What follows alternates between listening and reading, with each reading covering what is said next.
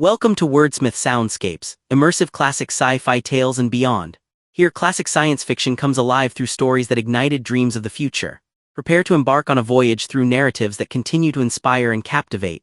Without further ado, let We're Civilized, by Mark Clifton and Apostolides, transport you into another world. Naturally, the superior race should win, but superior by which standards and whose? The females and children worked among the lichen growth, picking off the fattest, ripest leaves for their food and moisture, completing their arc of the circle of symbiosis. The males worked at the surface of the canals or in open excavations. Their wide, mutated hands chipped into the rock-hard clay, opening a channel which was to be filled with sand and then sealed off with clay on all sides and surface. That water might seep through the sand without evaporation, without loss from the poles to the equator of Mars, seep unimpeded, so that moisture might reach the lichen plants of everyone, so that none might thirst or hunger. The seepage must flow. Not even buried in the dim racial memory had there ever been one who took more than his share, for this would be like the fingers of one hand stealing blood from the fingers of the other. Among the Mars race there were many words for contentment, kinship of each to all. There were words to express the ecstasy of watching the eternal stars by night and by day through the thin blackish atmosphere. There were words to express the joy of opening slitted nostrils to breathe deeply in those protected places where the blowing sands did not swirl, of opening folds of rubbery skin to catch the weak rays of the distant sun. But there were no words for mine as separate from yours. And there was no urge to cry out, "Why am I here? What is the purpose of it all?" Each had his purpose, serene, unquestioning. Each repaired or extended the seepage canals so that others unborn might know the same joys and ecstasies as they. The work was in itself a part of the total joy, and they resisted it no more than healthy lungs resist clear, cool air. So far back that even the concept of beginnings had been forgotten. The interwoven fabric of their symbiotic interdependence seeped through their lives as naturally as the precious water seeped through the canal sands.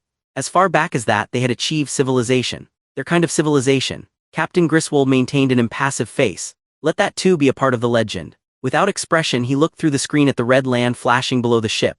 But unconsciously he squared his shoulders, breathed deeply, enjoying the virile pull of his uniform over his expanding chest. Resolutely he pushed aside the vision of countless generations of school children, yet to come, repeating the lesson dutifully to their teachers. Captain Thomas H. Griswold took possession of Mars, June 14, 2018. No, he must not allow any mood of vanity to spoil his own memories of this moment. It was beside the point that his name would rank with the great names of all times. Still, the history of the moment could not be denied. Lieutenant Atkinson's voice broke through his preoccupation, and saved him the immodest thought of wondering if perhaps his cap visor might not be worn a little more rakishly to one side. He must father a custom, something distinctive of those who had been to Mars. Another canal, sir. Below them a straight line of gray-green stretched to the horizon, contrasting sharply with the red ferrous oxide of the landscape. An entire planet of ferrous oxide, iron, steel for the already starving technology of the Western Alliance. The captain felt a momentary irritation that even this narrow swath displaced the precious iron ore. Obviously these canals served no purpose. His ship had circled the planet at its equator and again from pole to pole. Canals everywhere but nothing else. Enough time and fuel had been wasted. They must land. Obviously there was no intelligent life. But the history of the moment must not be marred by any haste. There must be no question within the books yet to be written. There must be no accredited voice of criticism raised. "My compliments to Mr. Berkeley," he said harshly to Lt. Atkinson, and would he kindly step to the control room? He paused and added dryly, "At his convenience." Mr. Berkeley indeed, what was it they called the civilian, an ethnologist, a fellow who was supposed to be an authority on races, civilizations, mores and customs of groups. Well, the man was excess baggage. There would be no races to contact here. A good thing, too. These civilian experts with their theories, show them a tooth and they'll dream up a monster. Show them a fingernail paring and they'll deduce a civilization from it. Nonsense, you wanted to see me, Captain. The voice was young, quiet, controlled. Without haste, Captain Griswold turned and faced Berkeley. Not only a theorist, but a young theorist. These super bright young men with their sharp blue eyes, a lot of learning and no knowledge. A lot of wisdom and no common sense. He carefully controlled his voice, concealing his lack of respect for the civilian. "Well, Mr. Berkeley, we have quartered the globe, we have seen no evidence of civilization." "You discount the canals, Captain?" Berkeley asked, as if more from curiosity than refutation. "I must discount them," the captain answered decisively. "Over all the planet we have seen no buildings, not even ruins, no evidence at all that intelligence exists here. I consider straight lines running half the length of a world to be evidence of something, sir." It was a flat statement given without emphasis. Arguments, little men who have to inflate themselves into a stature of importance, destroy the sacred history of the moment. But quietly now, there must be no memory of petty conflict. Where are their buildings, Mr. Berkeley? He asked with patient tolerance. Where are their factories, the smoke from their factories? The highways, the transportation facilities? Where are the airplanes? Even this thin air would support a fast jet.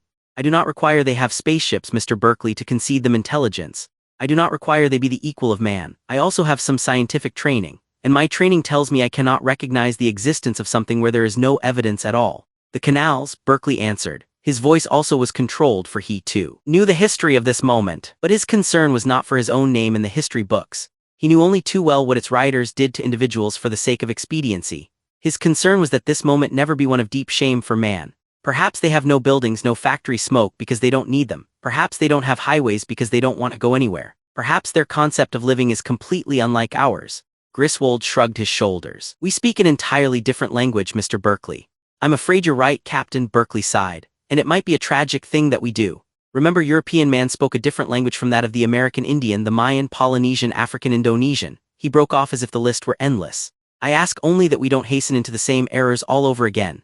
We can't hover here above the surface forever, Griswold said irritably. We have quartered the globe. The other experts are anxious to land so they can get to their work. We have made a search for your civilization and we have not found it. I withdraw all objections to landing, Captain. You are entirely correct. We must land. The intercom on the wall squawked into life. Observation to control, network of canals forming a junction ahead. Prepare for landing, Lieutenant Atkinson, Griswold commanded sharply. At the junction. He turned and watched the screen. There, Mr. Berkeley, dead ahead. At least a dozen of your canals joining at one spot. Surely if there were a civilization at all you would find it at such a spot. Slowly and carefully he constructed the pages of history. I do not wish the implication ever to arise that the ship's commander or any of its personnel failed to cooperate in every way with the scientific authorities aboard. I know that, Captain, Berkeley answered. And I agree, the junction then. The sigh of servo mechanism, the flare of intolerably hot blue flame, and the ship stood motionless above the junction of canals. Ponderously slowly she settled, held aloft by the pillars of flame beneath her directly above the junction, fusing the sand in the canals to glass, exploding their walls with steam. Within their warm and protected burrows beside the canals, slitted nostrils closed, iris of eyes contracted, fluted layers of skin opened and pulled tight, and opened again convulsively in the reflexes of death. There was a slight jar only as the ship settled to the ground, bathed in the mushrooming flame.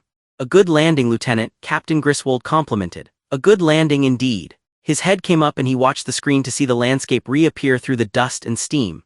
Prepare to disembark in approximately 6 hours, Lieutenant. The heat should have subsided sufficiently by then. Ship's officers, the scientific party, a complement of men. I will lead the way. You, Lieutenant, will carry the flag and the necessary appurtenances to the ceremony. We will hold it without delay. Berkeley was watching the screen also. He wondered what the effect of the landing heat would be on the canals. He wondered why it had been considered necessary to land squarely on the junction. Why man always, as if instinctively, does the most destructive thing he can. He shrugged it away. Wherever they landed might have been the wrong place. Farther along the canals, where the heat had not reached, the Mars race began to emerge from their protecting burrows. They had seen the meteor hurtling downward, and it was part of their conditioning to seek their burrows when any threatening phenomenon occurred. Flaming meteors had fallen before, but never in the interlocked racial mind was there memory of one which had fallen directly on a canal junction. Within the fabric of their instinct, they sensed the fused sand, the broken clay walls, the water boiling through the broken walls wasted. They sensed the waters on the other side of the barrier seeping onward, leaving sand unfilled. Within the nerves of their own bodies they felt the anticipated pangs of tendril roots searching down into the sand for water and not finding it. The urgency came upon them, all within the region, to remove this meteor. Restore the canals as soon as the heat would permit. They began to gather, circling the meteor, circling the scorched ground around it. The urgency of getting at it before there was too much water lost drove them in upon the hot ground. The unaccustomed heat held them back. They milled uncertainly in increasing numbers around the meteor. Since Captain Griswold had not asked him to leave the control room during landing operations, Berkeley still stood and watched the screen. At the first appearance of the Mars race emerging from the soil, he exclaimed in great excitement, there they are, Captain." Griswold came over and stood beside him watching the screen. His eyes widened. Horrible, he muttered in revulsion. The gorge arose in his throat and stopped his speech for a moment, but history took possession of him again. I suppose we will get accustomed to their appearance in time, he conceded. They are the builders, Captain, wonderful. Berkeley exulted. Those shovel-shaped forelimbs, they're the builders. Perhaps, Griswold agreed, but in the way a mole or gopher still if they were intelligent enough to be trained for mining operations. But then you certainly cannot call these things intelligent, Mr. Berkeley. How do we know, Captain? But the captain was looking about vainly for buildings, for factory smoke, for highways. Lieutenant Atkinson, he called. Yes, sir. Send an immediate order throughout the ship. The Mars things are not to be molested. He glanced at Berkeley as he gave the order and then glanced away. Double the complement of men on the landing party and see that they are fully armed. Then back to Berkeley, a good leader guards against every contingency, but there will be no indiscriminate slaughter. You may be assured of that. I am as anxious as you, that man. Thank you, Captain, Berkeley answered. And the planting of the flag, the taking possession. Well now, Mr. Berkeley, what shall we do now that we have seen some things go away? Leave an entire planet of iron ore to be claimed later by Eastern Alliance. The enemy is not far behind us in their technology, Mr. Berkeley. He warmed to his theme, his head came up, his shoulders back. Suppose these things are intelligent. Suppose they do have feelings of one kind or another. What would happen to them if the Eastern Alliance laid claim to this planet? Under us, at least, they will have protection. We will set aside reservations where they may live in peace. Obviously, they live in burrows in the ground. I see no buildings. Their total food supply must be these miserable plants. What a miserable existence they have now. We will change that. We will provide them with adequate food, the food to fill their empty stomachs if they have stomachs. We will clothe their repulsive nakedness. If they have enough sense to learn, we will give them the pride of self-employment in our mines and factories. It would be less than human, Mr. Berkeley, if we did not acknowledge our duty. The light of noble intention shone in his face. He was swept away with his own eloquence. If he finished, we take care of the duty, the destiny will take care of itself. That was very good. He hoped they would have the grace to quote him on that. It was a fine summing up of his entire character. Berkeley smiled a rueful smile. There was no stopping it. It was not a matter of not planting the flag, not taking possession. The captain was right. If not the Western Alliance, then certainly the Eastern Alliance. His quarrel was not with the captain nor with the duty, but with the destiny. The issue was not to be decided now. It had already been decided when the first apeman had crept into the tree nest of another and stolen his mate. Man takes, whether it be by barbaric rapine or reluctant acceptance of duty through carefully contrived diplomacy, man takes. Berkeley turned and made his way out of the control room. Outside, the soil shifted in its contortions of cooling. The wind whispered dryly over the red landscape, sending up little swirls of dust, eternally shifting it from one place to another. The soil was less hot, and as it cooled, the Mars race pressed inward. Theirs was the urgency to get at this meteor as quickly as possible, remove it, start the water flowing once more. Observation reports ground cool enough for landing. The magic words seemed to sing into the control cabin. Summon all landing party, Captain Griswold commanded immediately. The signal bells rang throughout the ship. The bell in the supercargo cabin rang also. With the other scientists, Berkeley, dressed in his protecting suit, fitted the clear glassite oxygen helmet over his head, fastened it. Together with the rest, he stood at the designated airlock to await the captain's coming. And the captain did not keep them waiting. At precisely the right moment, with only a flicker of a side glance at the photographic equipment, the captain strode ahead of his officers to the airlock. The ceiling doors of the corridor behind them closed, shutting off the entire party, making the corridor itself into a great airlock. There was a long sigh, and the great beams of the locks moved ponderously against their weight.